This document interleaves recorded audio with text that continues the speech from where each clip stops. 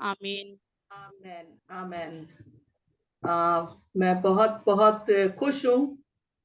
शायद 2 वर्षों के बाद मैं फिर से आंटी को हम लोग बुला सके, और जो परमेश्वर ने हमें आशीषित किया है उनके द्वारा बहुत सारे हम लोग बाइबल अध्ययनों को निरंतर चलने वाली सेवकाई बिरियंस के मिनिस्ट्रीज के द्वारा पति के साथ और सब अपने घराने के साथ सेवकाई में रहती हैं।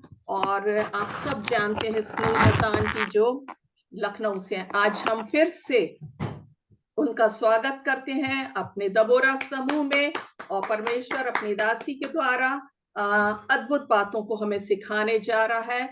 आंटी आपको और अंकल को सबको आपकी सेवकाई को प्रभु बहुत आशीषित करे, और भी जैसे आप तो बहुत हजारों लाखों के लिए छुटकारे का कारण है, सिखाते हैं जवानों में, बच्चों में और परिवारों को। और उनके मरियम मगदलीनी मैगजीन के द्वारा भी, और हमारे यहाँ जो प्रिया है वो आंटी की एक फल है। तो बहुत सी चीजें हमारे कनेक्ट होती हैं, और प्रभु ने हमारे बीच में उनको लेकर के आए हैं। मैं बहुत धन्यवादित हूँ और खुश हूँ। ये आगे का समय स्नेहलता डेविड आंटी लखनऊ से। शालोम, शालोम और शालोम। प्रभु यीशु की शांति परमेश्वर के साथ हमारे जीवन में और दूसरों के साथ बनी रहे, ये मेरी प्रार्थना है। थैंक यू डबोरा फेलोशिप के लिए, और खासतौर से बहन सीमा के लिए कि हमेशा वो कांटेक्ट करती रही। और मेरा भी हमेशा एक बहुत सॉफ्ट कॉर्नर रहता है, जब कभी भी कोई भी लेडीज मीटिंग होती है तो मुझे अच्छा लगता है। आइए हम लोग दो प्रकार से प्रार्थना करेंगे आज। एक ये प्रार्थना कि जैसे कि फीसियो में लिखा हुआ है कि हम परमेश्वर की पहचान में ज्ञान और प्रकाशन का आत्मा मिले, हम प्रभु को जान सके और हमारे मन की आंखें ज्योतिर्मय हो जाएं कि हम अपने आप को जान सके। पिता परमेश्वर, हम इस समय पौलुस के समान प्रार्थना करते हैं कि हम आपको और जानना चाहते हैं, और जानना चाहते हैं आज, और एक्सपीरियंस करना चाहते हैं, और हम अपने आप को भी जानना चाहते हैं कि आप में होकर हम क्या हैं। यीशु मसीह के नाम से मांगते हैं, आमीन और आमीन। प्रभु का धन्यवाद हो। जैसा कि मैंने बहन को बताया था कि मैं एक थीम को लेके चल रही हूँ, मत्ती उसका 5:13। तुम पृथ्वी के नमक हो, परंतु यदि नमक का स्वाद बिगड़ जाए तो वो फिर किस से नमकीन किया जाएगा, फिर वो किसी काम का नहीं, केवल उसके कि बाहर फेंका जाए और मनुष्यों के पैरों तले रौंदा जाए। और हम देखते हैं कि आप जो कि सब प्रार्थना करने वाले यहाँ जुड़े हुए हो, आपको अपने देश के लिए, अपने अपने शहर के लिए, अपने कलीसिया के लिए बहुत आपको बर्डन है, आप प्रार्थना करते हो। तो आप ही जो हो वो पृथ्वी के नमक हो। हालेलुया। कहिए, मैं पृथ्वी का नमक हूं। सब बोलिए, मैं पृथ्वी का नमक हूं। सच में आप हर एक जन पृथ्वी के नमक हो। नमक क्या है? नमक जो है मेरे अंदर जो है परमेश्वर की उपस्थिति, आपके अंदर परमेश्वर की उपस्थिति ही नमक है। और यही चीज जो है वो पूरे खाने को प्रभावित करती है, लोगों के जीवनों को प्रभावित करती है। अगर मान लीजिए कि 4 सब्जियां हमने बनाई हैं और एक सब्जी में तो हमने नमक डाल दिया और बाकियों में नहीं डाला है, तो हम ये नहीं कह सकते कि सारी सब्जियां जो है स्वादिष्ट हो गई, नमकीन हो गई हैं। हमको हर सब्जी में नमक डालना होगा।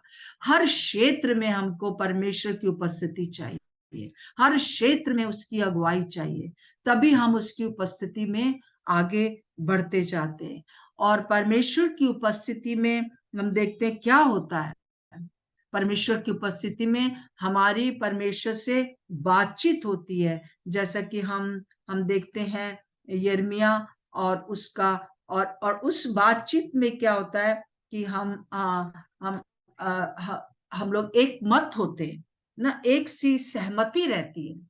जब परमेश्वर के साथ उपस्थिति में रहते हैं तो वो जिस बात से सहमत है उस बात से हम भी सहमत रहते हैं।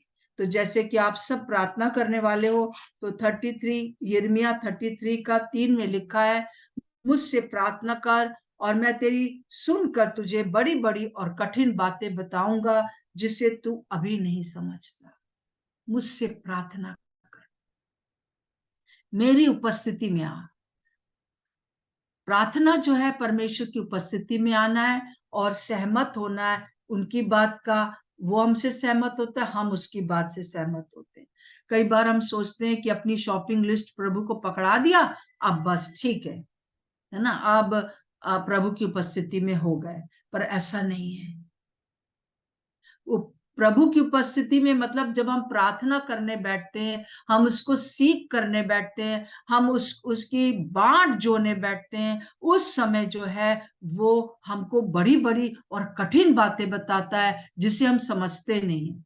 और वो ऐसी बातें, अद्भुत बातें बताता है जो कि हमारे लिए बहुत ही अच्छी होती है, जो पूरे संसार के लिए, ना केवल मेरे अपने जीवन के लिए, मेरे परिवार के लिए, मेरे सारे देश के लिए अच्छी है।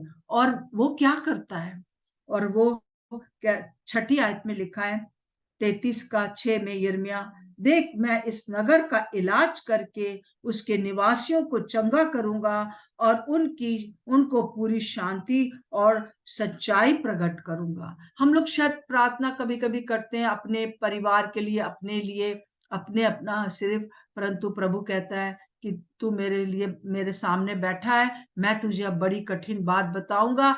और वो ये है कि मैं ना केवल तेरे परिवार को, तुझे, परंतु मैं पूरे नगर को, जहां तू रहता है, जहां आप रहते हैं, उस पूरे नगर का इलाज करके उसे चंगा करूंगा और उसके अंदर पूरी शांति दूंगा और उसको सच्चाई प्रकट करूंगा। ये तीनों चीजें हमारे देश को, हमारे शहर को, हमारी कलीसिया को बहुत जरूरत है। और आप जो हैं वो लोग हैं जो कि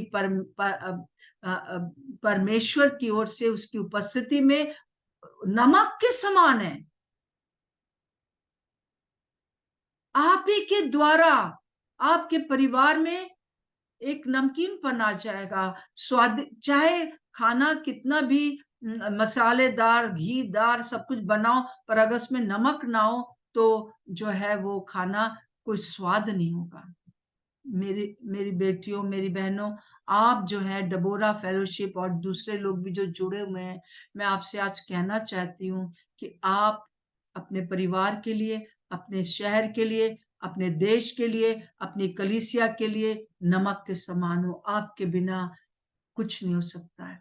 और अगर आपने अपना नमक खो दिया, कई बार खो देते, बिगड़ गया, उसका स्वाद बिगड़ गया, तब क्या होता है कि उसको बेकार, हम वैसे हो जाते हैं जैसे आम स्त्रियां हैं, जैसे दूसरी बहनें हैं दुनिया में, वैसे ही हम हो जाते हैं। परंतु आप एकदम अलग हो। आप अगर बुजुर्ग हो, आप अगर जवान हो, आप अगर कोई भी एज के हो, आप बहुत पढ़े लिखे हो, बहुत कम पढ़े लिखे हो, सब कोई आप नमक हो। आप कहिए कि मैं नमक हूं, मैं नमक हूं और मैं अपने अंदर नमकीनपन रखूंगा, मैं अपने अंदर नमकीनपन रखूंगी। प्रभु का धन्यवाद हो। अब ये उपस्थिति में, हर समय इस उपस्थिति, प्रभु की उपस्थिति में हम कैसे जाएं, हम कैसे जाने कि हम उसकी उपस्थिति में, और ना केवल हम उसकी उपस्थिति चाहते मेरे प्रियो, परंतु वो स्वयं भी आपकी उपस्थिति चाहता है हर समय, हर समय। और ये ऐसे समय है कि हर समय वो आपकी उपस्थिति चाहता है। और उस उपस्थिति में आगे बढ़ने के लिए हमको ये जानना, परमेश्वर के बारे में ये जानना बहुत जरूरी है कि वो आपकी उपस्थिति चाहता है। आदम से लेकर अभी तक वो आपकी, आदम और हवा से लेकर अभी तक वो आपकी उपस्थिति का भूखा और प्यासा है। और वो जैसे कि हम ये निर्गमन 25 का 8 में पढ़ते हैं वे मेरे लिए एक पवित्र स्थान बनाए कि मैं उनके बीच निवास करूं।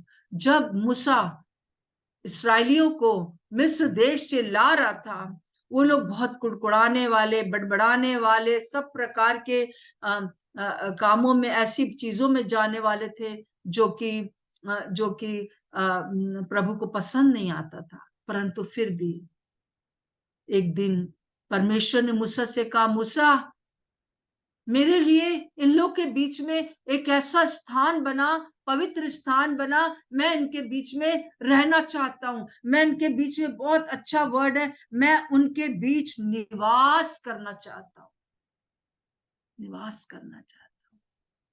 और वो अभिलाषा उसकी इतनी तीव्र हुई कि वो प्रभु यीशु मसीह को, उसने अपने पुत्र प्रभु यीशु मसीह को भेजा और यीशु मसीह मारे गए, प्रायश्चित किया गया, और फिर अब पवित्र आत्मा के रूप में न केवल हमारे बीच में रहता है पर हमारे अंदर वास करता है। हालेलुया। उसकी उपस्थिति मेरे अंदर वास करती है, ये उसकी इच्छा है। सब बोलिए, परमेश्वर की उपस्थिति मेरे अंदर वास करती है। सब बोलिए, पवित्र आत्मा के रूप में उसकी उपस्थिति मेरे अंदर वास करती है। सो क्या आप अपने उस पवित्र आत्मा की उपस्थिति में आगे बढ़ रहे हो? क्या आपके मन में और अभिलाषा है कि उसकी उस उपस्थिति का एंजॉय कर सको? प्रभु हमसे चाहता है कि हम इस उपस्थिति को हम देखेंगे मिलाप वाले तंबू के रूप में, जैसे कि उसने कहा, मेरे लिए एक ऐसा तंबू बना, एक ऐसा स्थान बना जिसमें कि मैं वास कर सकूं। और उसके बाद यही तंबू जो था सुलेमान ने बनाया उसको मंदिर के रूप में। सो हम देखते हैं कि वो उस जगह के ऊपर प्रभु वास करता था। सारी दुनिया में सिर्फ एक ही स्थान था जहां परमेश्वर का वास स्थान था, और वो था मिलाप वाला तंबू, और वो था परमेश्वर की बेदी, जो अब पूरा टबरनेकल, पूरा जो उसका जो ये जो मैंने आपके सामने बहने रखा है, थैंक यू। यहाँ पर हम देखते हैं कि ये मिलाप वाला तंबू है। बस यहीं पर उसकी उपस्थिति रहती थी। और जब यरूशलेम में ये मंदिर की स्थापना हुई तो उस यरूशलेम में उसकी उपस्थिति रहती थी, उसके अलावा और कहीं नहीं। परंतु प्रभु का धन्यवाद हो कि यीशु मसीह के मरने के बाद, उसके जीवित होने के बाद, वो पवित्र आत्मा के रूप में पूरे संसार में कलीसिया के रूप में रहता है, कलीसिया के अंदर रहता है, मुझ में और आप में रहता है। थोड़ी देर यहाँ रुक कर आप सोचो कि किस प्रकार से परमेश्वर आपके अंदर वास करता है, और ये उपस्थिति में हम कैसे आगे बढ़ सकते हैं, कैसे हम खुद ये तंबू बन जाते हैं। पहले मूसा से लेकर और यीशु मसीह तक इस तंबू में परमेश्वर की उपस्थिति रहती थी, और फिर उसके बाद यीशु मसीह इस दुनिया में आए, 33.5 साल परमेश्वर की उपस्थिति रहती थी। और फिर उसके बाद हम देखते हैं कि कलीसिया में हर एक विश्वासी का शरीर पवित्र आत्मा का मंदिर बन गया है, बिल्कुल वैसे ही जैसे कि यहाँ पर हम इस मंदिर को देख रहे हैं। पहला कदम जो है वो हम देखते हैं, नीचे से हम पहला कदम देखेंगे, उद्धार का द्वार। हाँ, थैंक यू बहन। उद्धार का द्वार, ये उद्धार का द्वार उस समय ये था कि कोई अगर पाप कर लेता था तो वो यहाँ पर अपने लिए एक जानवर लाता था, और बाहर अंदर से जो याजक थे वो बाहर आकर, आंगन में आकर उससे वो जानवर ले लेते थे, और उसका हाथ जो है, उस आदमी का हाथ उस निर्दोष मेमने पर रखा जाता था, निर्दोष जानवर पर रखा जाता था, सारे पाप उसके अंदर ट्रांसफर हो जाते थे, और वो व्यक्ति स्वतंत्र होकर टाटा बाय बाय करके बाहर निकल जाता था। और हर साल महायाजक सारी जाति के लिए ये काम करता था, और ये लोग याद करते रहे, एक मसीहा आए जो कि अपना बलिदान करेगा और वो उद्धार का द्वार बन जाएगा, ना केवल यहूदियों के लिए, इस्राएलियों के लिए, परंतु हम जो कि अन्य जाति थे, पूरे संसार के लिए वो बन गया। और ये जो द्वार था, उसमें जो था, आपको दिखाई दे रहा है, ये सफेद रंग का जो है वो पर्दा था। एक पर्दा था, उसमें 4 रंग लगे थे, सफेद पर्दा था। और उस सफेद पर्दे को जो है मरकुस रचित सुसमाचार ने बताया है कि प्रभु यीशु मसीह शुद्ध होगा, धार्मिक होगा, धार्मिकता का प्रतीक था, उसके अंदर कोई भी अधर्मपन नहीं था। फिर उसके बाद हम देखते हैं एक नीला पर्दा उसमें लगा रहता था। ये 4 पर्दों से एक पूरा पर्दा बना हुआ था, और वो जो है यूहन्ना ने उसको पूरा प्रकट किया है। और यीशु मसीह जो है वो परमेश्वर का बेटा था, और उसने मुझे और आपको अपनी संतान बना लिया। ये उस समय से, जब से कि परमेश्वर ने उस मिलाप वाले तंबू को बनाया था, बार बार याद किया जाता था कि यीशु मसीह आएगा, वो शुद्ध होगा, वो जो होगा धर्मी, मतलब वो जो होगा उसमें धार्मिकता होगी, उसमें शुद्धता होगी, और वो परमेश्वर का पुत्र होगा, और वो मुझे धर्मी बना देगा, वो मुझे शुद्ध बना देगा, और वो मुझे जो है वो धर्मी बना देगा, और मुझे अपनी संतान बना देगा। फिर हम देखते हैं उसके साथ साथ एक लाल रंग का भी कपड़ा होता था, पर्दा होता था, और वो जो कहलाता था कि मती ने उसको बताया है कि देखो, ये परमेश्वर का मेमना जगत के पाप उठा ले जाता है, बलिदान करा जाएगा, और वो खुद उस जानवर की जगह मर जाएगा, हमारे सारे पापों को लेकर, और हमको शुद्ध कर देगा। और फिर हम देखते हैं, और मैं इस प्रकार से निर्दोष हो जाऊंगी। और फिर हम देखते हैं कि बैंगनी रंग का उसके साथ ये एक कपड़ा रहता था पर्दे के रूप में, जो दिखाता है, लूका ने उसको पूरा दिखाया है कि किस प्रकार से वो सृष्टि का अधिकारी, राजाओं का हाकिम हो जाएगा। शैतान ने जो हवा और आदम से वो अधिकार जो कि दिया गया था, वो छीन लिया था, यीशु मसीह ने उसको छीन लिया उनसे, और वो हमें दे दिया है। सो मेरे प्रिय बहनों, मैं आपसे कहना चाहती हूँ, इस बात का रोज दावा करिए कि मैंने प्रभु यीशु को ग्रहण किया, मैंने इस बात को माना कि मैं नरक जा रही थी, परंतु यीशु मसीह मेरे लिए दुनिया में आए, मेरे लिए मारे गए, मेरे लिए गाड़े गए, तीसरे दिन मुर्दों में से जिंदा हो गए। और इस प्रकार से मैं कहती हूँ कि आप मेरे पाप को माफ कर दीजिए, मेरे अंदर आ जाइए। और जब वो मेरे अंदर आ गया पवित्र आत्मा के रूप में, तो मुझे रोज कहना है कि मैं धर्मी हूं, मैं धर्मी हूं, मैं परमेश्वर की संतान हूं, मैं निर्दोष हूं, और मैं अधिकारी हूं। दुष्ट का मुझ पर कोई अधिकार नहीं है, परंतु मेरा इस पृथ्वी पर अधिकार है। अब शैतान तू मेरे ऊपर हावी नहीं हो सकता है, मुझे हर समय नहीं कह सकता तू पापी है, तू ये है, तू वो है, तुम लोग तो ऐसे हो वैसे हो। वो दोष नहीं लगा सकता हमारे पर, क्योंकि जैसे ही हमसे कोई पाप होता है, हम कहते हैं प्रभु हमसे ही गलती हो गई। प्रभु उसी समय कहता है तेरे पाप क्षमा हो गए, क्योंकि पहला यूहन्ना पहला अध्याय और उसके 9वें पद में लिखा है, यदि हम अपने पापों को मान लें तो वो हमारे पापों को क्षमा करने में विश्वास योग्य और धर्मी है।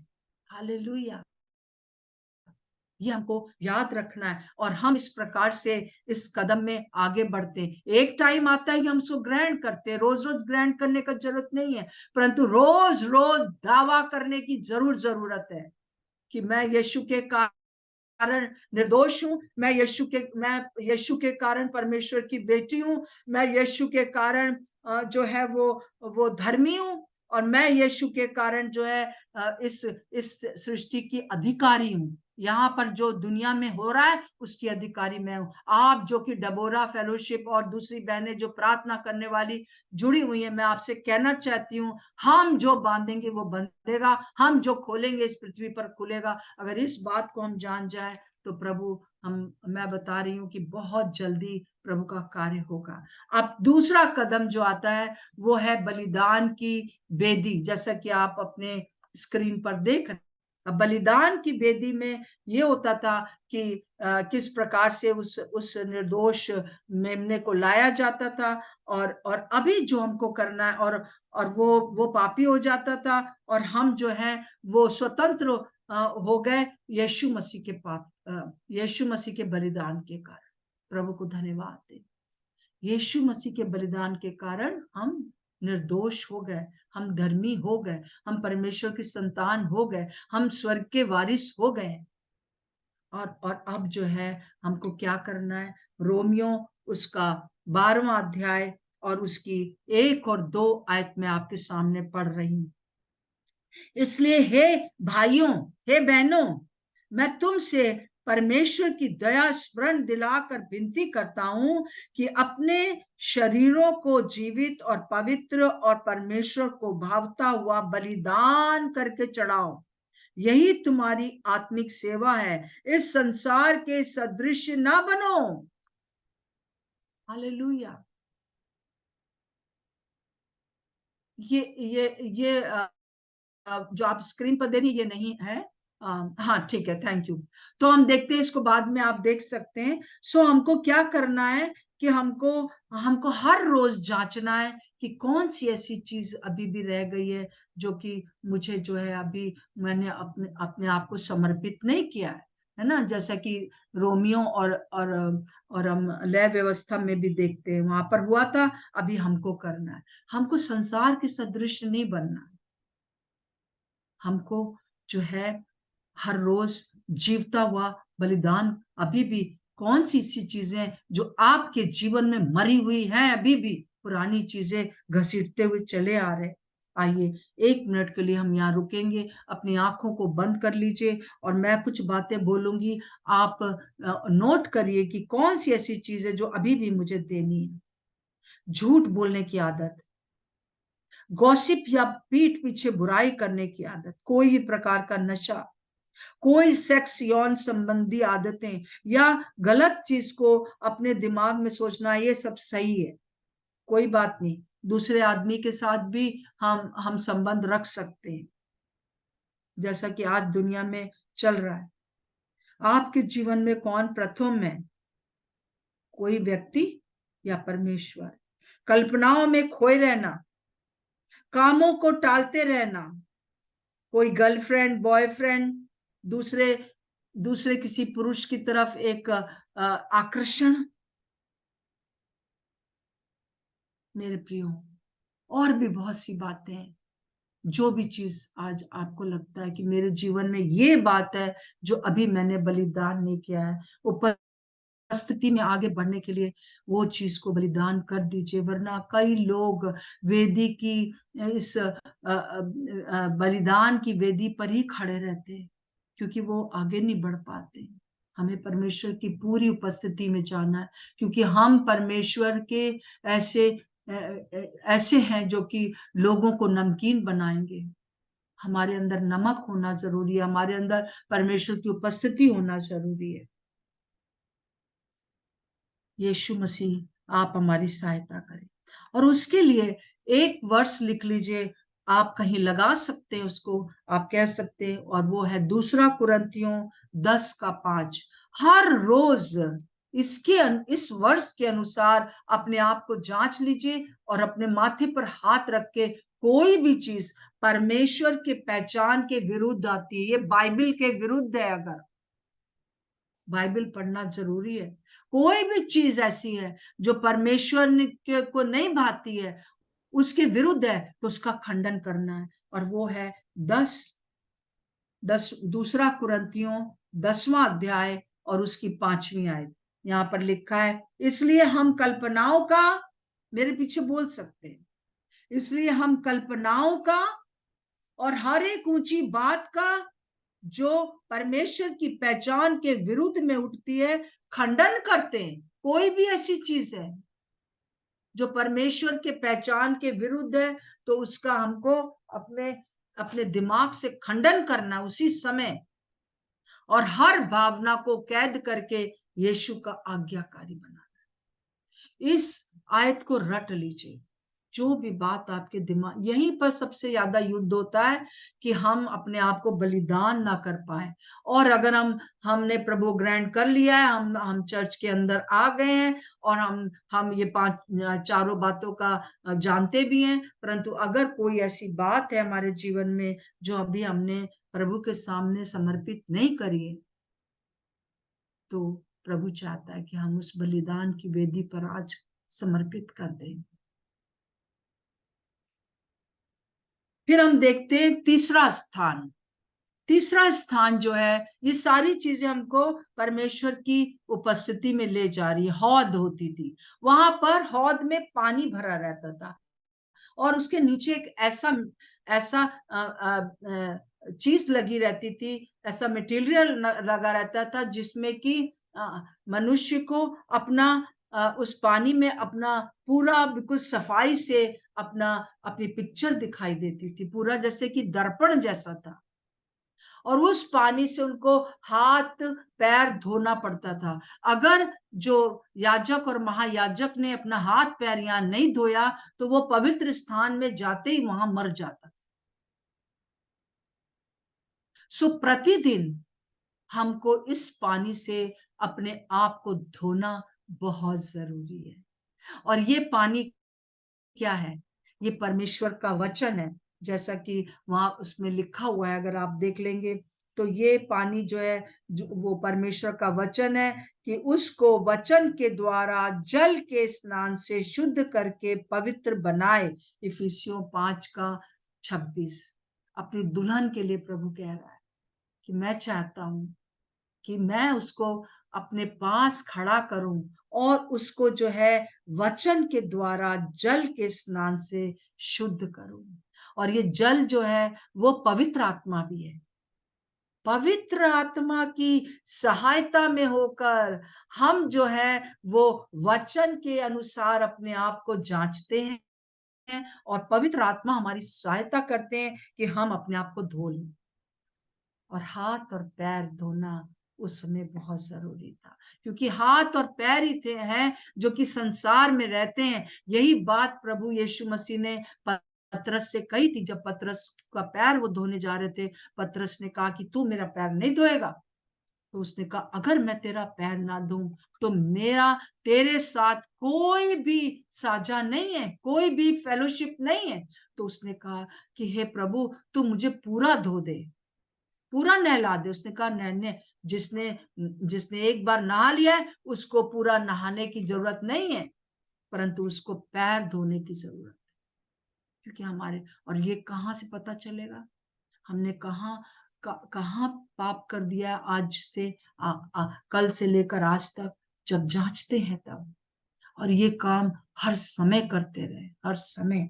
और प्रभु चाहता है कि हम लोग इस प्रकार से, मैं आपको बताना चाहती हूँ, मैं जब प्रभु को ग्रहण किया और प्रभु ने इस अश्योरेंस को मुझे दे दिया कि तू मेरी बेटी है। आप लोग सब मेरी गवाही जानते हो इस बात के लिए कि 13 साल की उम्र में मैंने ग्रहण किया। उसी दिन मैंने सारी जो मेरे हॉस्टल की लड़कियां थी उनमें हर एक से, कभी इनसे कभी उनसे, क्रिश्चियन लड़कियों से मैं बाइबल लेके सुबह 3 बजे से 6 बजे तक बाथरूम में बैठकर बाइबल पढ़ती थी।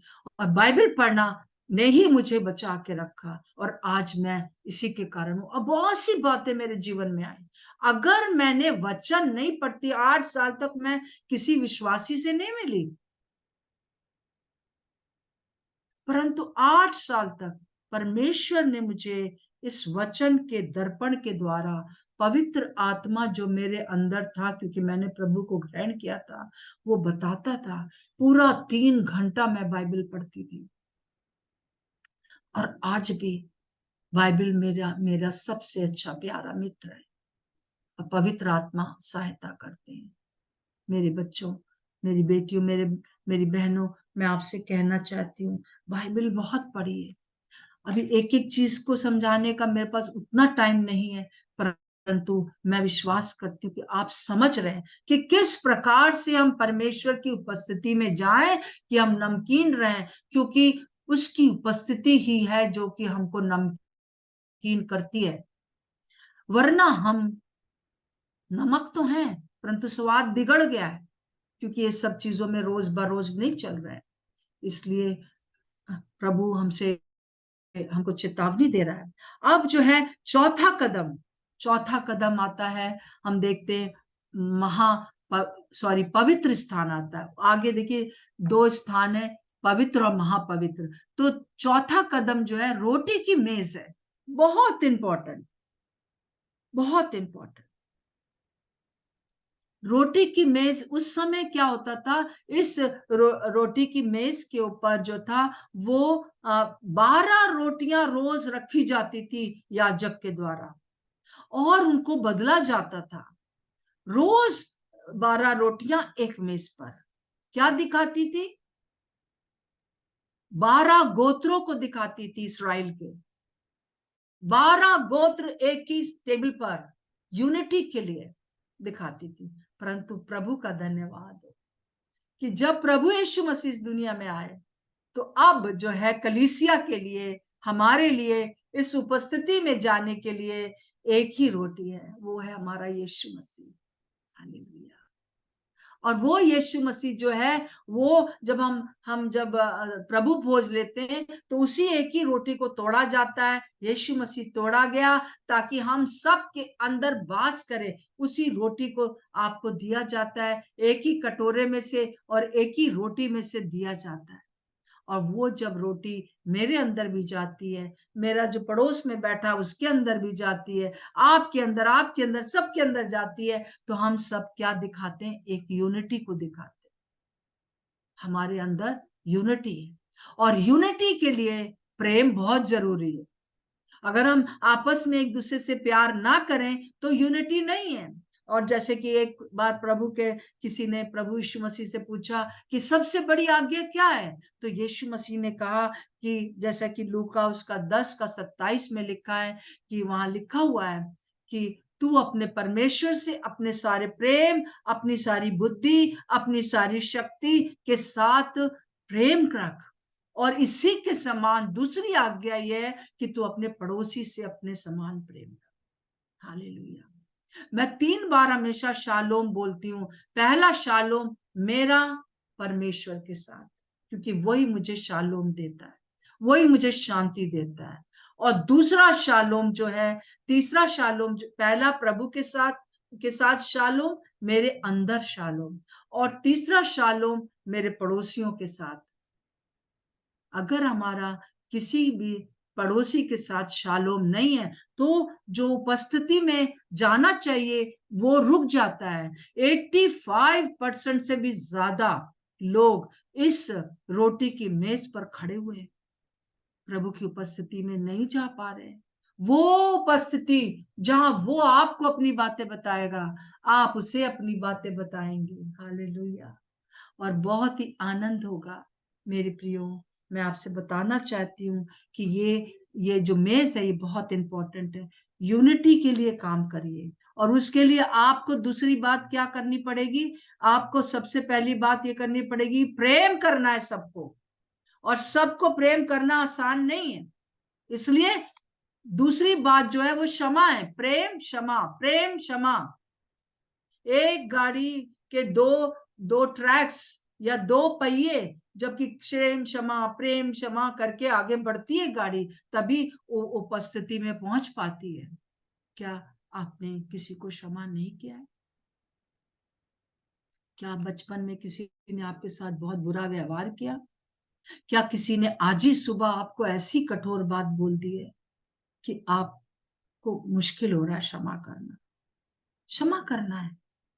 और ये क्षमा जो है वो बारिश की तरह अपने आप नहीं आती है, फैसला करना पड़ता है, निर्णय करना पड़ता है। जैसे यीशु मसीह ने निर्णय किया कि मैं अपने अपने पिता का कहना मानूंगा, और मैं इस दुनिया में जाऊंगा, लोगों की थूक सहन कर लूंगा, लोगों की मार को सहन कर लूंगा, लोगों के कांटे को सहन कर लूंगा, लहू को बहा दूंगा। मैं करूंगा क्योंकि मैं इन लोगों को क्षमा करना चाहता हूं। हमको क्षमा करने के लिए सब नहीं करना है, केवल दुख ये इतना दुख नहीं उठाना है, बस मुंह से क्षमा करना है, दिमाग से पूरी तरह से आजाद करना है उन लोगों को कि नहीं, मैं उन लोगों को क्षमा कर दिया। निर्णय लेना जरूरी है, बोलना जरूरी है। पिता ने निर्णय लिया आपको क्षमा करने का, और प्रभु चाहता हमसे कि इसकी उस बात को भी आप जान लीजिए जहां पर कि एक बहुत ही ऐसी कठोर बात लिखी हुई है जिसके ऊपर हम लोग कई दफा ध्यान नहीं देते हैं। प्रभु यीशु मसीह ने मत्ती उसका 6 अध्याय में जो है उसने एक प्रार्थना सिखाई है 9 से 14 तक। 12 से देखिए क्या लिखा हुआ है, मत्ती 6:12 से। और जिस प्रकार हमने अपने अपराधियों को क्षमा किया, वैसे ही तू भी हमारे अपराधों को क्षमा कर। अपने लिए हम प्रार्थना कर रहे हैं सालों से, हमको उन्हें क्षमा करना है। कैसे? जैसे पिता ने हमें क्षमा किया है। क्या कोई आज है जिसको आप क्षमा नहीं कर पा रहे हो? वो क्षमा के लायक नहीं है आप कहते हो, परंतु प्रभु आपसे कह रहा है कोई भी मनुष्य इस लायक नहीं था कि मैं उन्हें क्षमा करता, परंतु मैंने क्षमा किया, खुद मैंने उनको उनके ऊपर अनुग्रह करके। और 14 और 15वीं आयत को मैं पढ़ना चाहती हूं, आप ध्यान से सुनिएगा। इसलिए देखिए, इसलिए जो शब्द है बहुत इंपॉर्टेंट है। देयरफॉर, सारी प्रार्थना करने के बाद प्रभु क्या कह रहे हैं? इसलिए यदि तुम मनुष्यों के अपराध क्षमा करोगे तो तुम्हारा स्वर्गीय पिता भी तुम्हें क्षमा करेगा। इसलिए पूरी जो प्रार्थना है उसका निचोड़ है कि अगर तुमने क्षमा किया मनुष्यों को, मैं भी तुम्हें क्षमा कर दूंगा। और जब मैं क्षमा कर दूंगा तब क्या होगा? और यदि तुम मनुष्यों के अपराध क्षमा ना करोगे तो तुम्हारा स्वर्गीय पिता भी तुम्हारे अपराध क्षमा नहीं करेगा। और जब तुम्हारे अपराध क्षमा नहीं किए गए तो कैसे तुम स्वर्ग जाओगे? पापी तो जा नहीं सकते। अगर हम स्वर्ग जाने का वो करते हैं कि हम स्वर्ग जाएंगे तो इसलिए क्योंकि हमें ये विश्वास है कि यीशु मसीह ने मेरे पाप क्षमा कर दिए। और इसलिए यदि हम लोगों के पापों को क्षमा नहीं करेंगे तो हम ना तो उस उपस्थिति में जा सकते हैं अभी इन दिनों में। इसीलिए बहुत से लोग यहीं अटके हुए हैं। सो प्रभु हमसे चाहता है कि हम दूसरों के अपराध क्षमा कर दें। और अगर हम दूसरों के अपराध क्षमा नहीं करते हैं तो हम धर्मी नहीं है। अब जब हम धर्मी, वैसे हम धर्मी हो गए हैं प्रभु के, परंतु अगर हम एक ही शर्त प्रभु ने दिया है। देखिए, सिर्फ 2 सबसे मुख्य आज्ञा प्रभु ने यही तो दिया है, मुझसे प्यार करो। उसका हम दावा करते हैं कि हम करते हैं, परंतु उसी के समान दूसरी आज्ञा यह है कि दूसरों को क्षमा करो। वो नहीं कर पा रहे हैं। आइए आज इस चीज को हम उखाड़ कर फेंक दें, क्योंकि आप उसकी उपस्थिति में नहीं जा पा रहे हो, क्योंकि आपने किसी के ऊपर अपराध क्षमा नहीं किया। आपके हृदय में अभी भी बेचैनी है। आज इस बात का निर्णय ले लीजिए कि मैं अपने सारे अपराधियों को, चाहे आज सुबह किया चाहे कल करेंगे, मैं माफ करती हूँ। बहुत मुश्किल है, बहुत मुश्किल है, बहुत मुश्किल है, परंतु ये मुश्किल काम पिता परमेश्वर ने किया। ये मुश्किल काम मेरे यीशु मसीह ने किया।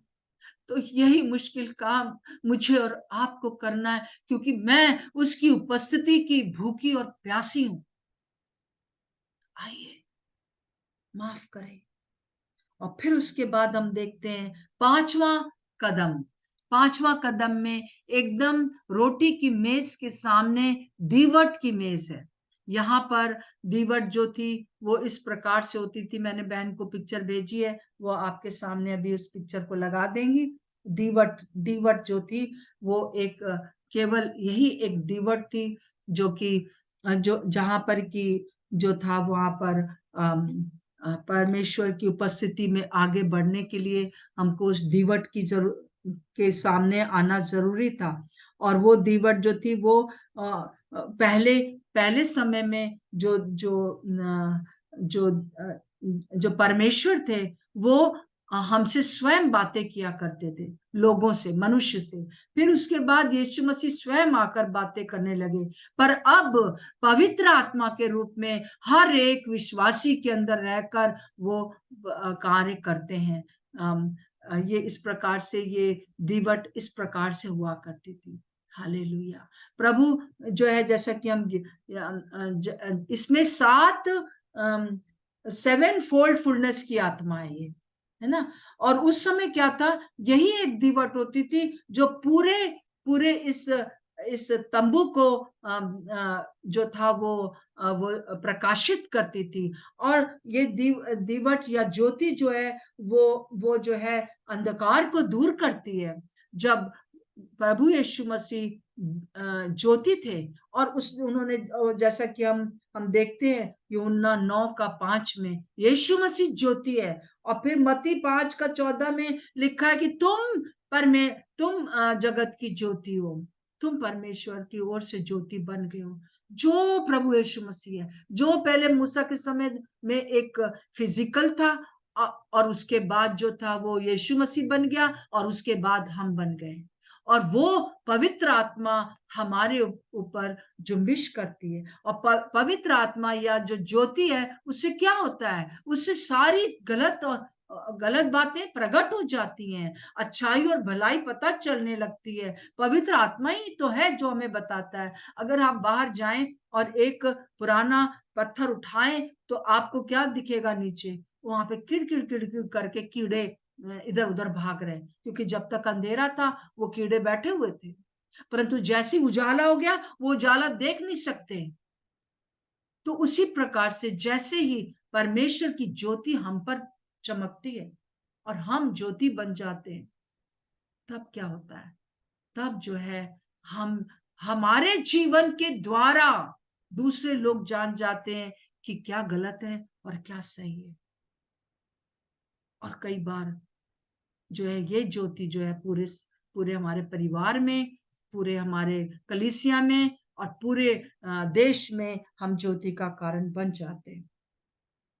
अब ज्योति जो दीवट है वो कैसे जलती है, तेल से जलती है। रोज जो थे याजक लोग इसमें तेल डाला करते थे सुबह और शाम, और इसकी बत्ती को साफ किया करते थे सुबह और शाम। सो हमको भी सुबह और शाम पवित्र आत्मा को चेक करते रहना है कि हमने किसी तरह से उसको शोकित तो नहीं किया है, और जो ऊपर राख आ गई है उसको हटाना है और फिर नए तरीके से रोज बरोज जलना है। और ये जो तेल है वो पवित्र आत्मा को दिखाता है। और हम जब प्रभु यीशु को ग्रहण करते हैं तो उस समय उस समय जो है वो पवित्र आत्मा हमारे अंदर आ जाते हैं। देखिए, जैसे कई लोगों को बड़ा वो रहता है, मुझे नहीं मालूम कि आपको दिख रहा है ये ग्लास और जग दिख रहा है। तो ये मान लीजिए कि सीमा है, ठीक है, सीमा आप हैं, ये और भी कोई अपना नाम ले सकता है, ठीक है। और ये पवित्र आत्मा है, और पवित्र आत्मा परमेश्वर की आत्मा जो है, परमेश्वर जो है वो अपने आत्मा को आपके अंदर उंडेल रहे हैं। अब आप जो है पवित्र आत्मा से परिपूर्ण हो गए हो कब, जब आपने उद्धार के द्वार में प्रवेश कर लिया है और आपने कह दिया है प्रभु मेरे अंदर आ जाइए। तो सीमा के अंदर प्रभु यीशु आ गए ना, और प्रभु यीशु मसीह पवित्र आत्मा के रूप में आ गए। तो ये प्रभु को ग्रहण करना होगा। कई लोगों को बड़ा वो रहता है कि ये पवित्र आत्मा का बपतिस्मा क्या है, और ये और वो बहुत से विचार हैं। पर एक विचार मैं आपके साथ बांटना चाहती हूँ कि ये अभी काफी है। काहे के लिए? स्वर्ग जाने के लिए। आपका नाम जीवन की पुस्तक में लिख गया, कोई मिटा नहीं सकता। जैसे मैं कहती हूँ माई का लाल कोई माई का लाल मिटा नहीं सकता, है ना। मैं परमेश्वर की संतान हो गई, सीमा जो है वो निर्दोष हो गई, सीमा जो है धर्मी हो गई, सीमा जो है परमेश्वर की बेटी बन गई है। परमेश्वर के पास जो अधिकार है प्रभु यीशु उसके पास आ गए। परंतु एक और बात है, उसको परमेश्वर की उपस्थिति में डूब जाने के लिए उसको पवित्र आत्मा के और भी ज्यादा नजदीकी की जरूरत है, और वो है ये।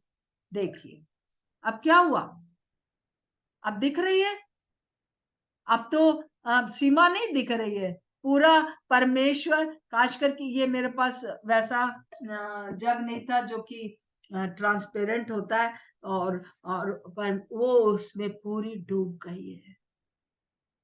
आज प्रभु को ऐसे लोगों की जरूरत है, ऐसे लोगों की जरूरत है जो इस प्रकार से परमेश्वर के भूखे और प्यासे हो जाए।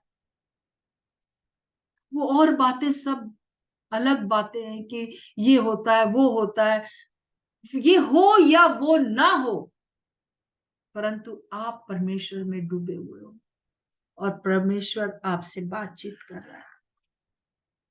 मेरे प्रियो, प्रभु ने भी कहा कि तुम यहीं ठहरे रहना, यरूशलेम में ठहरे रहना, जब पवित्र आत्मा तुम पर आएगा तब तुम गवाह ठहरोगे। और फिर हम क्या होता है कि हम फिर से उस उस उस उस टबरनेकल को देखेंगे। बहन फिर से लगा दीजिए। अब जो है हम पवित्र आत्मा से परिपूर्ण हो गए, हर समय पवित्र आत्मा की उपस्थिति में रह रहे, और हर समय इस बात के उसमें है कि किस प्रकार से हम जो है प्रभु में आगे बढ़ते चले जाएं। और इस पवित्र आत्मा के जो गुण हैं, या जो पवित्र आत्मा प्रभु यीशु मसीह पर था, यशाया 11:2 और 3 के अनुसार, यहोवा परमेश्वर का आत्मा, समझ और बुद्धि का आत्मा, युक्ति और पराक्रम का आत्मा, यहोवा के ज्ञान और यहोवा के भय का आत्मा, और यहोवा के न्याय का आत्मा। ये 7 फोल्ड फुलनेस का आत्मा है। जैसे ये एक पेपर है और इसको मैंने 7 बार समझ लीजिए कि फोल्ड कर दिया, तो ये एक पेपर है, परंतु 7 बातें इसके अंदर हैं। और इन बातों को हमें अपने जीवन में जो है लागू करना है। परमेश्वर की बुद्धि हमें चाहिए, समझ चाहिए, है ना। तो ये 7 फोल्ड फुलनेस का आत्मा है। फिर से उस मैप को लगा दीजिए बहन। अब जो है हमारे सामने छठा कदम है। छठा कदम जो है वो हमको दिखाता है कि किस प्रकार से, पहला हमने देखा कि किस प्रकार से उद्धार का द्वार है, फिर हमने देखा किस प्रकार से वेदी है, फिर हौद है, फिर पवित्र स्थान में चले गए। पवित्र स्थान में हमने देखा कि कैसे मेज रखी हुई है, सबका एक मतलब है, यहाँ ऐसे ही सब कुछ नहीं है। और उसके आगे दीवट है, और ये सारा टबरनेकल जो था वो परमेश्वर की उपस्थिति को इस संसार में बनाए रखने के लिए था। और फिर यीशु मसीह स्वयं ये पूरा मिलाप वाला तंबू बन गए। अब हम स्वयं पवित्र आत्मा के ये मिलाप वाला तंबू हैं। और हम फिर आगे बढ़ते हैं और हम यहाँ देखते हैं, यहाँ धूप की वेदी है। धूप की वेदी में क्या होता था, 2 प्रकार के स्पेशल धूप जलाए जाते थे। ये रोज जो था वो याजक जलाया करता था, और वो वहां पे लिखा हुआ है निर्गमन उसका 30:6 में, निर्गमन 30:6 में लिखा है, वहीं मैं तुझसे मिला करूंगा। देखिए पूरा यहाँ तक आते आते अब परमेश्वर कहता है ये धूप की वेदी पर ही मैं तुझसे मिला करूंगा, मैं तुझसे बातें करूंगा, मैं तुझे बड़ी बड़ी और कठिन बातें बताऊंगा जिसे तू अभी नहीं समझता। और हम देखते हैं कि यहाँ पर ये दो जो धूप हैं, वो एक तो आराधना को दिखा रहा है और दूसरा प्रार्थना को दिखा रहा है। और उसके लिए बहुत से प्रकाशित वाक्य में भी इसका वर्णन है। परंतु एक चीज है, जैसे कि भजनकार कहता है, भजन संहिता 141:2 में लिखा हुआ है, मेरी प्रार्थना तेरे सामने सुगंध धूप और मेरा हाथ फैलाना संध्या काल का अन्न बलि ठहरे। मेरी आराधना अन्न बलि ठहरे, मेरी प्रार्थना जो है सुगंध धूप के समान ठहरे। और ये दुनिया में यीशु मसीह ने किया। उसने वो दोनों धूप को जलाया, उसने परमेश्वर की आराधना किया, अपने परमेश्वर की पूरी पूरी इच्छा को पूरा करके, और परमेश्वर से प्रार्थना करी। कई बार रो रो के प्रार्थना किया करते थे वो, और ऊंची आवाज से करते थे। और हम सबसे अच्छी प्रार्थना उनकी देखते हैं जो कि उन्होंने यूहन्ना 17 में किया। और इस प्रकार से प्रभु यीशु मसीह ने दोनों प्रकार के धूप अपने जीवन से जला दिए। और यही चीज प्रभु हमसे भी चाहता है कि लगातार प्रार्थना करें और लगातार जो है वो आराधना करें। आराधना क्या है? आराधना जो है गाना गाना या म्यूजिक नहीं है। सिर्फ गाना गाते हैं, हम स्तुति करते हैं, प्रभु जो है उसको हम बोलते हैं और उसकी प्रशंसा करते हैं। वो सारी चीजें हमें आराधना की ओर ले जाती हैं। आराधना वो समय होता है जब परमेश्वर का पवित्र आत्मा हमसे बात करता है। और बहुत दुख की बात है कि कई बार जो है इस चीज को हम समझ नहीं पाते, और तुरंत बस 2-4 गाना गाया और फिर उसके बाद तुरंत हम उठ गए, हमने कहते हैं कि हो गया। जहां पवित्र आत्मा बात करने लगता है, हमारा जो है टी ब्रेक हो जाता है या हमारा जो सरमन का टाइम हो जाता है। परंतु पहली शताब्दी में ऐसा नहीं था। आराधना मतलब सच में आराधना। जब प्रभु बात करने लगता था, लोगों के ऊपर परमेश्वर का आत्मा बातें करता था, ये इसको यहाँ भेज दो, उसको वहां भेज दो, ये बात प्रभु बता रहे, ये हमारे जीवनों में अभी नहीं रह गया है। और हम देखते हैं कि हमें लगातार आराधना करते रहना चाहिए। आप जब अकेले बैठ के आराधना करते हो तो आप ये कोशिश करो। कल मैंने एक वीडियो देखा प्रभु की दया से, ताकि मैं आपको बता सकूं। उसमें एक जवान लड़की है और वो जो है सुबह 10 बजे से शाम के 5 बजे तक घुटनों पर, मैं आपसे नहीं कह रही कि आप करिए, परमेश्वर ने उसको ये वरदान दिया है। अगर प्रभु आपसे कहे थोड़ा और कम समय या कुछ भी, उस लड़की ने बताया उसमें कि वो जब बैठती है तो पहले पहले कुछ भी प्रार्थना अपने मुंह से नहीं करती, प्रभु ये कर दीजिए वो कर दीजिए। वो कहती कि पहले मैं आराधना करती रहती, स्तुति करती रहती हूँ, और मैं प्रभु की स्तुति करती हूँ। और फिर क्या होता है, पहले कुछ घंटों में तो वो जो है, उसने बताया कि मेरा जीवन में जो बातें हैं वो खत्म होने लगती हैं। मतलब कि संसार की बातें दिमाग से हटने लगती हैं। और फिर उसने बताया कि कैसे जो है फिर एक समय आता है कि संसार मुझसे छूट जाता है। मुझे लगता है मैं संसार की नहीं, और भी ज्यादा उसकी उपस्थिति में जब वो जाती है तो वो कहती है कि मैं स्वयं छूट जाती हूँ पूरी तरह से इस दुनिया की बातों से, और फिर परमेश्वर का दर्शन प्राप्त करती है। उसका कहना है कि परमेश्वर और स्वर्गदूत और बहुत सी चीजों को, वो स्वर्गीय चीजों को देखती है, और परमेश्वर उससे बातें करते हैं। आज इन दिनों में क्या हो रहा है वो बात करते हैं, उसके प्रश्नों का उत्तर देते हैं। मेरे प्रियो, आज प्रभु ऐसे ही लोगों को चाह रहा है। मुझे बहुत अच्छा लगा वो जवान बेटी के बारे में सुन के। आज मुझे भी जो है और आपको भी यही करना है कि ऐसी स्तुति प्रशंसा करें, ऐसा प्रभु जो है उसको अपने मुंह से बोले। वो क्या है? वो एदोनाई परमेश्वर है, वो एलोहिम परमेश्वर है, वो राफा परमेश्वर है। ओ प्रभु के बहुत सी बातें प्रभु को जानते जाइए। जितना आप प्रभु को जानेंगे उतना आप अपने आप को भी जान सकेंगे। मेरे प्रियो, प्रभु आज हमसे यही चाहता है कि हम इस प्रकार से उसकी आराधना और उसकी प्रशंसा करें, और फिर उसके बाद जो है आराधना का वो टाइम आए जबकि प्रभु हमें बता दे। मैं कुछ भी करने से पहले जब मैं पूछती हूँ प्रभु इस मीटिंग में मुझे क्या बोलना है, जब तक कि प्रभु नहीं कह देता मैं आगे नहीं बढ़ती हूँ। प्रभु एक वर्ड कभी कभी देता है, वो मेरे लिए काफी होता है, मुझे बड़ी तसल्ली मिलती है। और मैं विश्वास करती हूँ कि प्रभु जो है आपको भी ऐसा ही करता है और करेगा। और हम देखते हैं कि फिर उसके बाद हम आता है महापवित्र स्थान। हालेलुया। वो एक ऐसी जगह है जहां जब धूप वाली वेदी है, वहां पर तो वो 30 का निर्गमन 30:6 में कहता है, परमेश्वर यहाँ मैं तुमसे बातें किया करूंगा, यहाँ मैं तुमसे मिला करूंगा।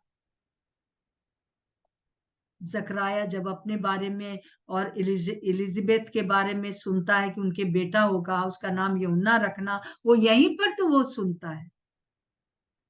और जब उसने यहाँ पर बातें कर ली हैं, तब जो है महापवित्र स्थान आ जाता है।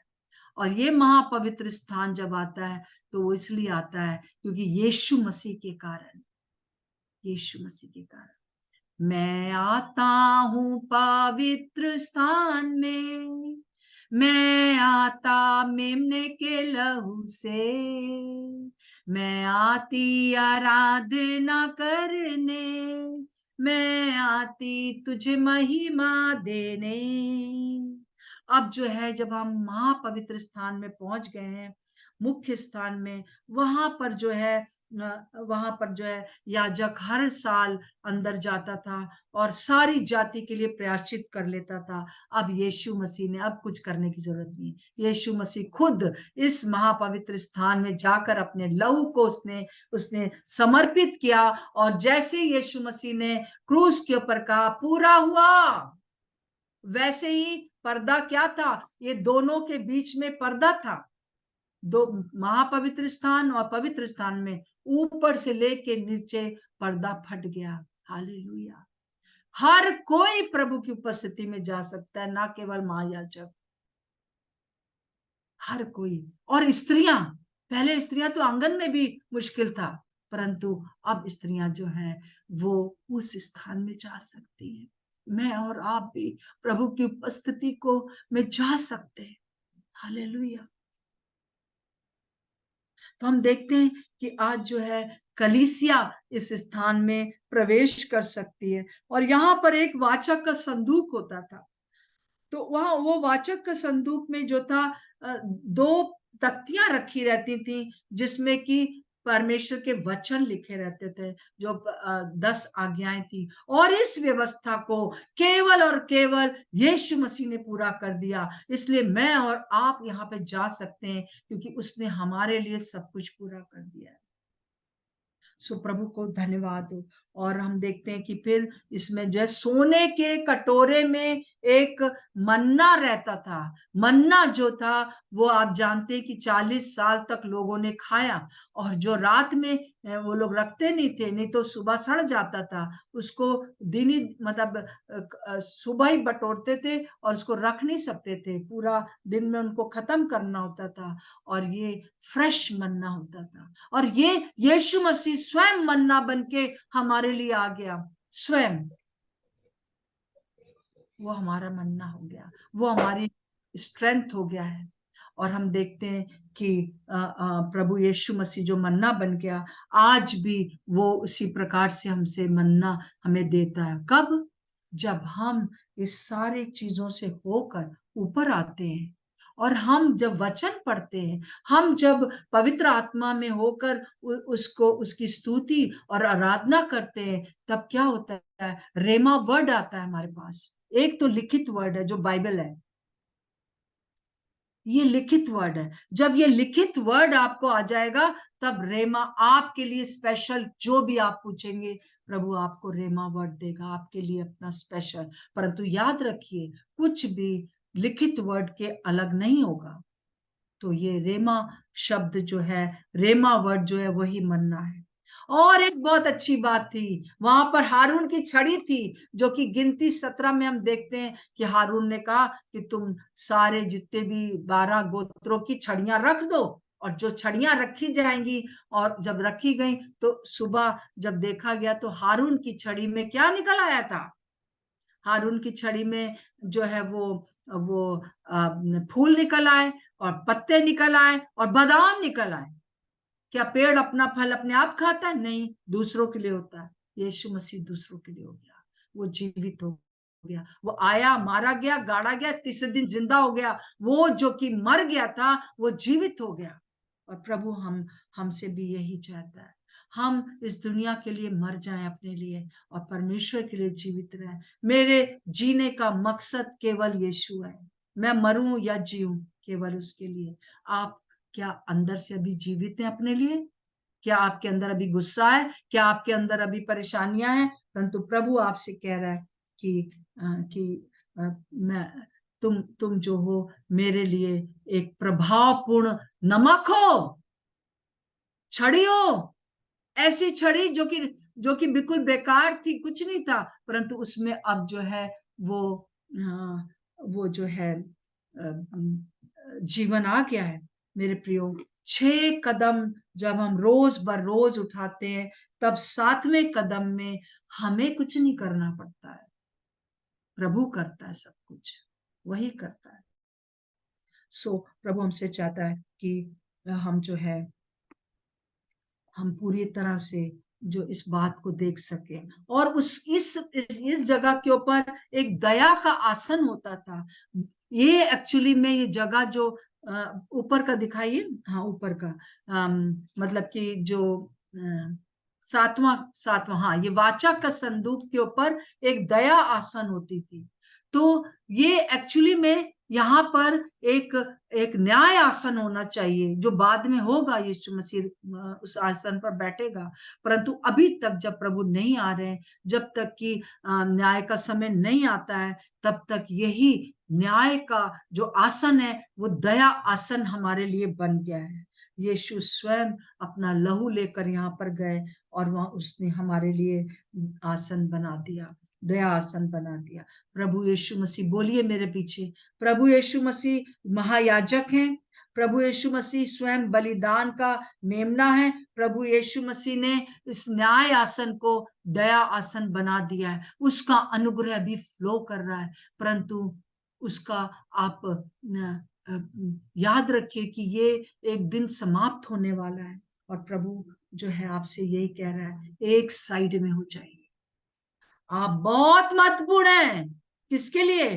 परमेश्वर के लिए भी और शैतान के लिए भी। क्या आप नमक बनेंगे दूसरों को नमकीन बनाने के लिए, टेस्टी बनाने के लिए, प्रभावपूर्ण बनाने के लिए, या आप शैतान के द्वारा जो है शैतान की तरफ आएंगे, जो कि नमक खो बैठता है और उसको दूसरे ही लोगों के समान देखा जाता है, दूसरे स्त्रियों के समान ही हमको देखा जाए, तो ये कोई भी हमारे लिए अच्छी बात नहीं है। अच्छा ये है कि हम उसके लिए जो है एक ऐसा बन जाए जिससे कि लोग जो है एक आशीष पाए। आइए हम अपने आप को कह सकें, अपने आप को याद दिला सकें कि प्रभु हमारे अंदर रहता है। आइए हम अंत में अपने आप इस बात को याद दिलाएं कि यीशु मसीह हमारे अंदर रहता है। यीशु मसीह ना केवल मेरे साथ है, परंतु मेरे अंदर है। यीशु मेरे साथ है। आइए अपनी आंखें बंद कर लेंगे, हम आखिरी में प्रार्थना करेंगे। यीशु मेरे साथ है, यीशु मेरे अंदर है, यीशु को मैं पहने हूँ, मुझ में वो जिंदा है, वो यही मेरी ताकत है, ये नहीं भूलना है, कभी नहीं भूलना है, कभी नहीं भूलना है। यीशु मेरे साथ है, यीशु मेरे अंदर है, यीशु को मैं पहने हूँ, मुझ में वो जिंदा है। आइए छोटी सी प्रार्थना करेंगे। आज आप निर्णय लीजिए, अपने आप को जांचिए कि इन 7 कदमों में कौन से कदम पर आप खड़े हो गए हो आकर, और उस कदम पर जैसे मैंने बताया है, उस कदम को पार करिए। और ना केवल 1 दिन 2 दिन, परंतु रोज बरोज में डूबते जाइए, रोज बरोज जो है वो कहते रहिए कि मैं उद्धार के द्वार में प्रवेश कर चुकी हूं, मैं निर्दोष हूं, मैं धर्मी हूं, मैं अधिकारी हूं, मैं परमेश्वर की संतान हूं। रोज बरोज बलिदान की वेदी पर रुक कर कहिए, पवित्र आत्मा मुझे बताइए कि मैं कहां, मुझे क्या चीज बलिदान करनी है। प्रभु यीशु मसीह आपके जीवन में प्रथम रहे। रोज बरोज वचन को पवित्र आत्मा की सहायता में होकर पढ़िए और आगे बढ़िए। अगर किसी को आपने क्षमा नहीं किया है तो उस जीवन की रोटी को याद करिए जो आपके लिए तोड़ी गई, जो आपके लिए दी गई है। प्रभु आपसे चाहता है आप सबको प्यार करें, क्षमा करें, यूनिटी लाएं। ओ इस डिसयूनिटी के कारण बहुत सी चीजें रुकी हुई हैं, बहुत सी चीजें रुकी हैं। आप उस डिसयूनिटी को हटा दीजिए। मैं सबको प्रेम करूंगी। आइए उस पवित्र आत्मा में डूब जाइए रोज बरोज क्योंकि वो आपकी उपस्थिति चाहता है, हम भी उसकी उपस्थिति चाहें। रोज उस आराधना में चले जाइए जहां पर प्रभु आपसे बातचीत करें। रोज उस महापवित्र स्थान में उस वाचा का संदूक बन जाइए। और जब आप वाचा का संदूक बन जाएंगे तो कई लोगों के लिए न्याय आसन, दया का आसन बन जाएगा आपके कारण। मेरे प्रियो, धन्यवाद प्रभु। Thank you Jesus. प्रभु इन सब बहनों के लिए मैं आपको धन्यवाद देती हूँ। मैं आपको सिर्फ 30 सेकंड दूंगी, आप निर्णय लीजिए। एकदम खामोश हो जाइए।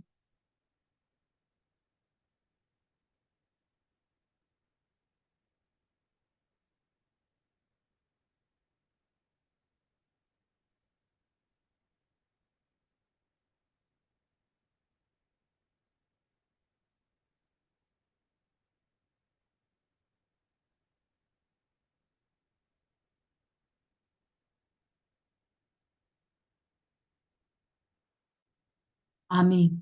प्रभु यीशु मसीह, इस समय पिता परमेश्वर, मैं आपसे प्रार्थना करती हूँ कि डबोरा फेलोशिप जो है उसको मैं आशीर्वाद देती हूँ। सचमुच में हर एक जन प्रभु इन सातों बातों को प्रतिदिन दोहराता हुआ आगे बढ़ता चला जाए और नमकीन होता जाए, क्योंकि ये परमेश्वर इस पूरे दुनिया के लिए नमक है और इस नमक को का स्वाद बिगड़ने ना पाए। और आप ही हैं नमक का स्वाद हमारे अंदर। प्रभु इस समय मैं अपनी बहन सीमा को और दूसरे जो भी बहनें इसको चला रही हैं, एक एक के सामने बहुत सी प्रॉब्लम्स हैं, परिवारों में प्रॉब्लम है, लोग बहुत कुछ बोलते हैं परंतु वो उनकी तरफ ना देखें, परंतु आज से प्रभु जी केवल आपकी ओर ताक सके। यीशु मसीह के नाम से मांगते हैं, आमीन और आमीन। थैंक यू बहन सीमा।